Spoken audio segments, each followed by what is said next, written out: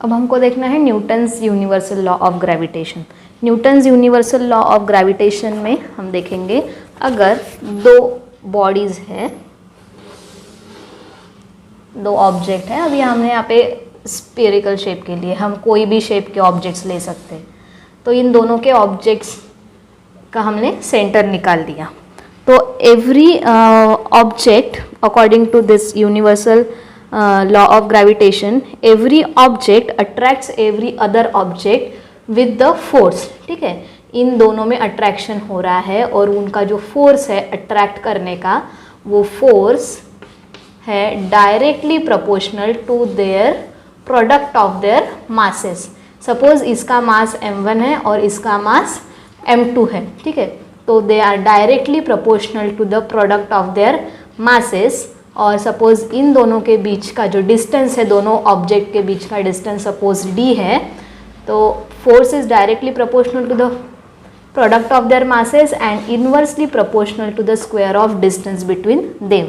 मतलब फिर से हम लोग एक बार रिवाइज करते हैं। The force, every object attract every other object with the force which is directly proportional to the product of their masses. जब डायरेक्टली प्रोपोर्शनल निकला है तो हम वो वैल्यू न्यूमरेटर में लिखते हैं, और इन्वर्सली प्रोपोर्शनल लिखना है तो वो डिनोमिनेटर में लिखते हैं। तो हम इसको ऐसे भी लिख सकते हैं, it is directly proportional to the product of their masses. ठीक है, ये जो फोर्स एक्सर्ट हो रहा है वो, और and that force is inversely proportional to the square of distance between them. इसको ही हम लोग ये फॉर्म में भी लिख सकते हैं, is directly proportional to the product of the masses and inversely proportional to the square of distance between them. हम पहले ये स्टेप और उसके बाद में ये स्टेप भी कर सकते हैं। अभी हमने देखा ये force is directly proportional to the product of their masses and inversely proportional to the square of distance between them.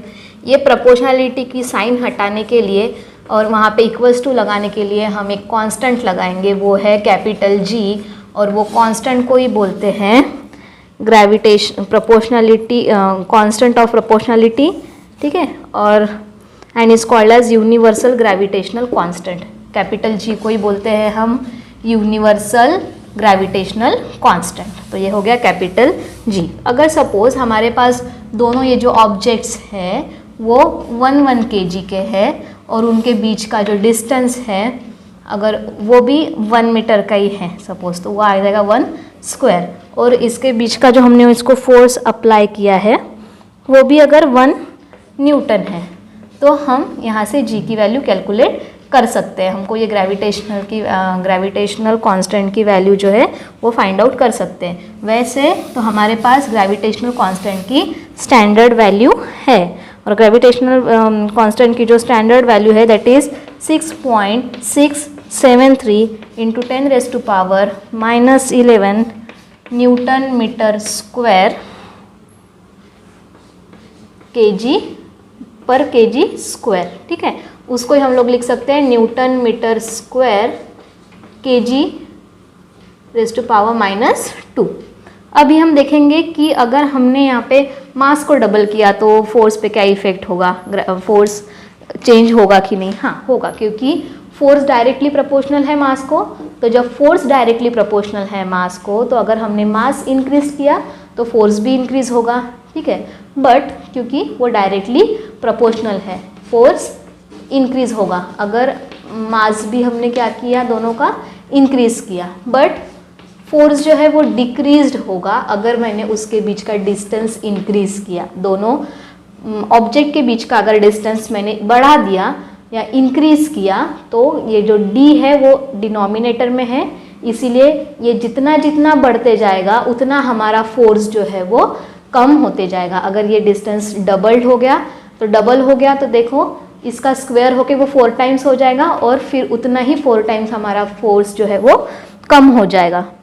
तो हमको ये ध्यान में रखना है। उसके बाद दूसरी हमने अभी 2 स्फेरिकल बॉडीज़ ली थी। अगर मैंने कोई भी इर्रेगुलर शेप की बॉडीज़ ली, ठीक है, तो इर्रेगुलर शेप की अगर दोनों बॉडीज़ लिए हमने, तो जो उनके उसमें जो डायरेक्शन ऑफ फोर्स जो रहेगा, it will always along the line joining the centre of 2 bodies and distance between their center will be taken as a distance between that two bodies or object.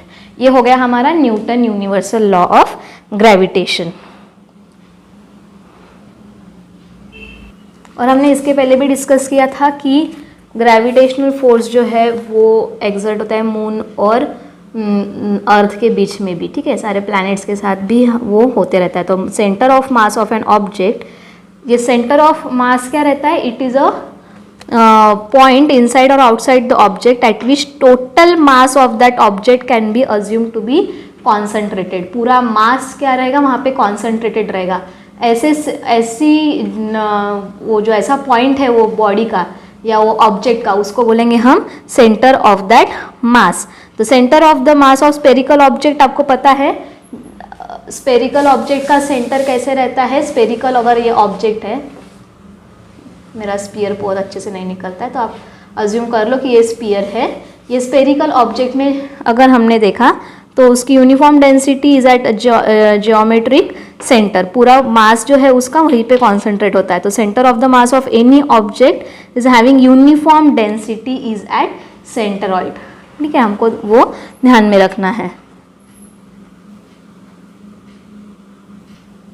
अभी हम देखेंगे uniform circular motion और magnitude of centripetal force. अगर इसके लिए हमको अभी वो जो देखेंगे उसका एक्सप्लेनेशन देखते हैं। अगर हमारे पास कोई ऑब्जेक्ट है जो सर्कुलर मोशन परफॉर्म कर रहा है, ठीक है, सपोज ये ऑब्जेक्ट है A, it is performing circular motion with the constant speed, ठीक है। हमने पहले ही देखा है कि जब भी कोई बॉडी सर्कुलर मोशन में रहती है तो वो सर्कुलर मोशन में क्यों रहती है, जब उसके ऊपर कोई ना कोई फोर्स कॉन्स्टेंटली एक्ट होते रहता है, ठीक है। वो फोर्स कैसा रहता है, which is directed toward the centre, और वही फोर्स को हम लोग क्या बोलते हैं, जो कॉन्स्टेंटली इसके ऊपर एक्ट होते रहता है ड्यूरिंग द सर्कुलर मोशन, उसको ही हम लोग बोलते हैं सेंट्रिपिटल फोर्स। ये हमने इसके पहले देखा है। तो अगर ये जो ऑब्जेक्ट है हमारा, उसका मास अगर हमने स्मॉल m लिया और इसकी जो स्पीड है along the speed of circular motion उसकी अगर वो स्मॉल v है, तो और r जो है उसका रेडियस है, तो हम उसको ऐसे बता सकते हैं कि फोर्स जो है उसके बीच का that is mass into acceleration रहेगा। बट एक्सेलरेशन ही होता है v² अपॉन r। आपको पता है एक्सेलरेशन की वैल्यू होती है v² अपॉन r। तो ये हो गया हमारा force.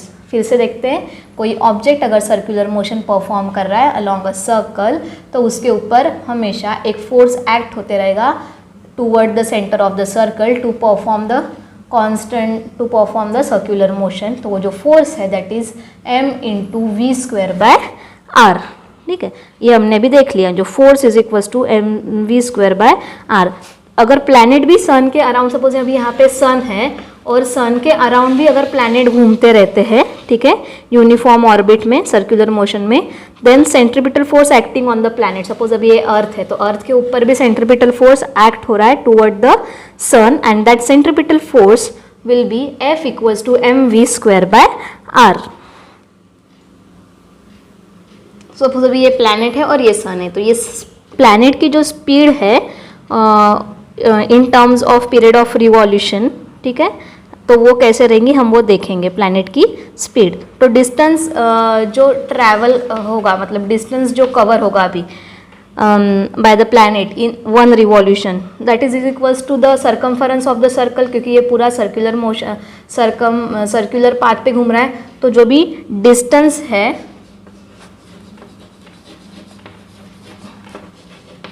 Travelled by planet that is equals to the circumference of the circle, या उसको बोलेंगे perimeter of the orbit.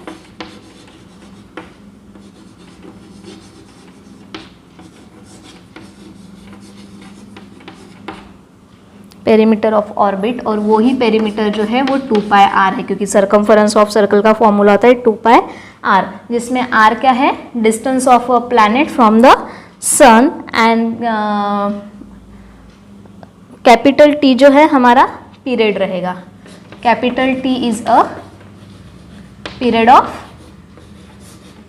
Revolution, तो अभी हमको जो स्पीड निकालनी है, तो स्पीड इज इक्वल्स टू होता है डिस्टेंस अपॉन टाइम। डिस्टेंस कितना लगा है उसको 2 पाई आर, और टाइम कितना लिया है उसने कैपिटल टी। तो हमारे पास अभी ये v की वैल्यू आ गई। तो ये जो v की वैल्यू है हम यहाँ पे सब्सटीट्यूट कर सकते हैं हमारे f के फॉर्मूला में। हाँ, इजीली सब्सटीट्यूट कर सकते हैं हम। तो क्या करेंगे, अभी f का फॉर्मूला लिख लेंगे, दिस वन mv²/r। सिर्फ हमको v की जगह क्या डालना है 2 पाई r अपॉन टी का होल स्क्वायर, अपॉन में क्या आएगा यहाँ पे r है। इसको कैसे सॉल्व करेंगे, इजी है। m2 का स्क्वायर 4, पाई का स्क्वायर पाई स्क्वायर, r का square r square, upon r into ये t का स्क्वायर। ये अपॉन में है तो अपॉन में जाएगा, r के साथ मल्टीप्लाई हो जाएगा जाके। यहाँ पे r का स्क्वायर है, यहाँ का एक r और एक r क्या हो जाएगा कैंसिल। तो हमारे पास वैल्यू क्या आएंगी m4 pi square into r upon T square. तो हमारा जो भी फोर्स निकला है अभी, ठीक है, ये हमारा फोर्स अभी कितना निकला है 4 pi square into r upon T square. अभी हमको इसको और भी आगे सॉल्व करना है। तो अभी हम क्या करेंगे, ये इक्वेशन को मल्टीप्लाई करेंगे, मल्टीप्लाई और डिवाइड करेंगे r स्क्वायर से। हमको यहाँ पे लिखना पड़ेगा multiplying and dividing by r square. हमको क्या मिलेगा, force equals to m4 pi square r into r square से मल्टीप्लाई भी किया है और डिवाइड भी किया है।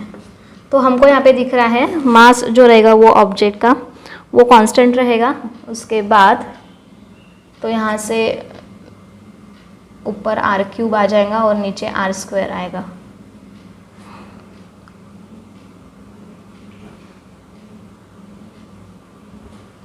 तो हमने केपलर्स लॉ में देखा है t² upon r³ is equals to k होता है।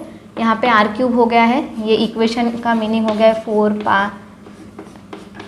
m4 pi square r³ upon t² into r²।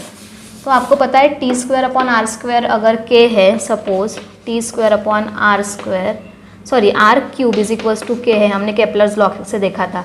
तो r³ अपॉन t² जो है वो 1/k हो जाएगा। तो ये t² r³ अपॉन t² की जगह हम लोग 1/4 डाल सकते हैं यहाँ पे, और 1/k डाल सकते हैं, सॉरी, ये r³ अपॉन t² की जगह हम लोग क्या डाल सकते हैं 1/k, मतलब वो नीचे ही जाएगा। तो ये जो सारी वैल्यूज़ है ये सारा क्या है, ये टर्म ये जो सारा है वो क्या है कांस्टेंट। तो इसमें से हमको दिख रहा है कि force is inversely proportional to the r², अगर ये पूरा कांस्टेंट है तो, क्योंकि फोर्स की ये वैल्यू निकली है, फोर्स की ही ये वैल्यू निकली है ना m4 pi square upon k r²। तो ये जो पूरी वैल्यूज़ है ये क्या है पूरा कांस्टेंट, मास भी कांस्टेंट रहेगा, 4 is constant already, pi square की वैल्यू भी कांस्टेंट रहेगी और ये k भी कांस्टेंट है। तो हमारा फोर्स जो है वो इन्वर्सली प्रोपोर्शनल है r² को। तो इसमें से ही न्यूटन ने कंक्लूड किया that centripetal force which is acting on the planet responsible for its circular motion must be inversely proportional to the square of distance between the planet and the sun।